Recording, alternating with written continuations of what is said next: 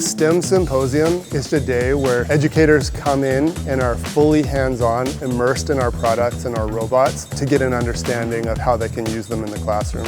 Today was the first time I went apple picking with robots. I was able to combine engineering skills along with collaborating with some amazing educators. Not only did we learn how to code, but we learned how to communicate with each other. Teachers are all experts at facilitating and teaching, but when they have so many different technologies that they're being asked to implement, it's impossible to be an expert on all of them at once. And so we're doing these events to give them enough of an expertise level that they can meaningfully present to their students. I found it so interactive today and just so engaging, and I think to get those students who are sometimes passive in some of our lessons, it will get them engaged and inspired to want to interact with the learning that's going on. We always start with a keynote speaker that highlights the importance of computer science or engineering or something that is related to Sphero's mission. And then we break out the participants into 3 groups that highlight 3 different products from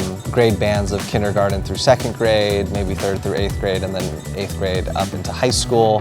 What I really liked to see was that Sphero had people here that were engaging and were connecting with the teachers, not only just using the robot, but how they can implement it within their curriculum. I have other teachers who have different content, and I'm just thinking of ways that they can use it so the kids learn how to code, and then they start getting better at the coding because more than one teacher's using it. It's very helpful because I think sometimes you get the robotics and coming from the point of view of the technology TOSA that's kind of sharing it out with the teacher, you kind of hit this speed bump where you're like, okay, I know this much about it, but they're the ones that are going to have to do the experimentation. So having the ability to work with other people and get a little more knowledge with it was helpful.